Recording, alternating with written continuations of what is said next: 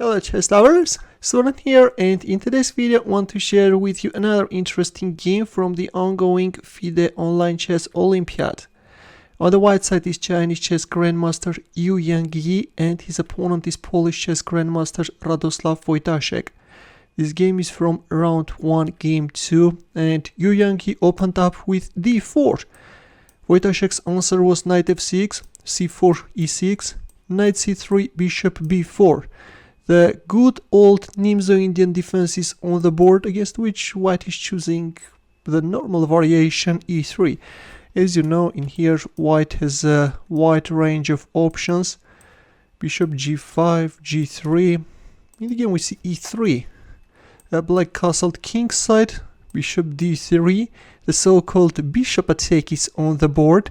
And later we will see that this bishop is going to play a key role in the attack. Knight ge2. Other square where white puts the knight is on f3, but knight g2 looks interesting because this gives birth to an interesting knight maneuver. Later white will bring the knight on h5 square, from where it will put a useful pressure on black's king side. C takes d5, knight takes d5, white castles king side.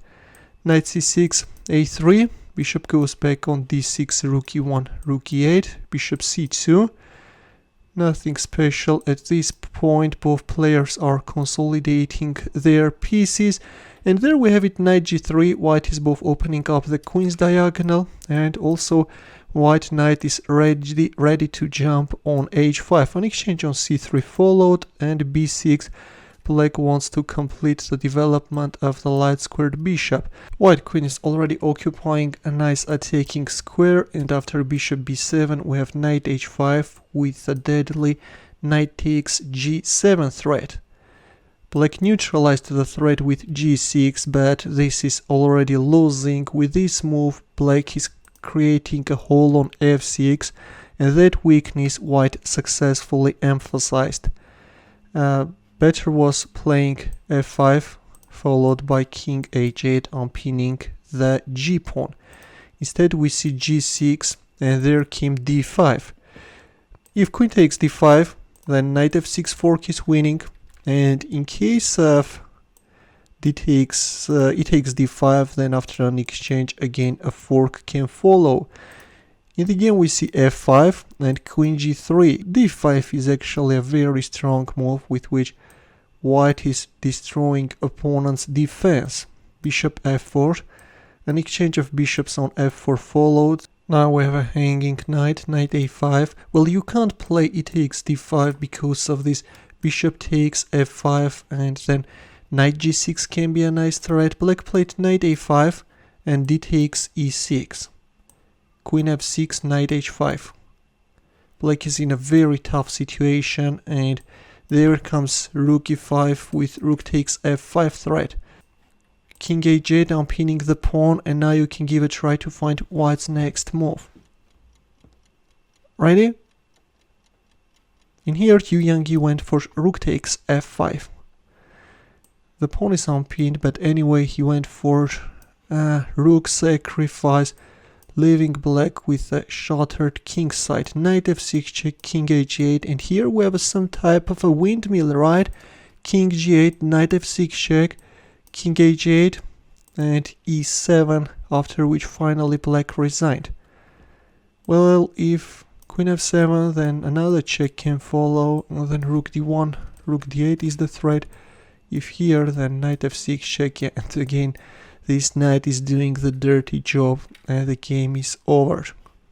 Now we can go through the game while Stockfish is on to check out how accurate white's attack was. Already in here we can see that the engine gives white a huge advantage. Maybe it was in here that already black should have thought about his defense seriously. f5 followed by bishop d7 is something worth of taking into consideration. Then in that case, why on earth should you play b6, right? Yeah. Just go for bishop d7 straight away. Okay, b6, queen g4, bishop b7. Strange, right, that in such a well-known theoretical position, Wojtaszek loses the right path and his position goes down quickly. There comes knight h5, and now at least you should play f5, but g6 was made, and that ferocious d5 broke into pieces opponent's defense. What if you move the knight? Then just here, right? Yeah. And then bishop takes g6 is winning. Okay, black played f5, but it's too late for it. Bishop d6, bishop f4. White is playing very accurately, of course. Knight a5, and d takes e6. So the engine suggests e takes d5, but again, after bishop takes f5, there is no hope of saving the position. In the game we see knight a5, d takes e6, and yeah, the rest is just a history. Then comes the rook, which again is a very precise move. The Chinese machine is unstoppable, right? All the moves are engine's top moves. Check. And then another check, and after e7 we have a resignation. There's just no defense already. We see a forced mate, and then the rook is coming. Rook e8, another check, and what else black can play? It's hopeless. The position is hopeless, that's why we have a resignation. So this is it, dear chess lovers. Hope that you enjoyed this beautiful attacking game played by Chinese chess grandmaster Yangyi, and in the end a chess puzzle for you where the task is to win with the white pieces. As usual, we'll wait for your answer in the comment section.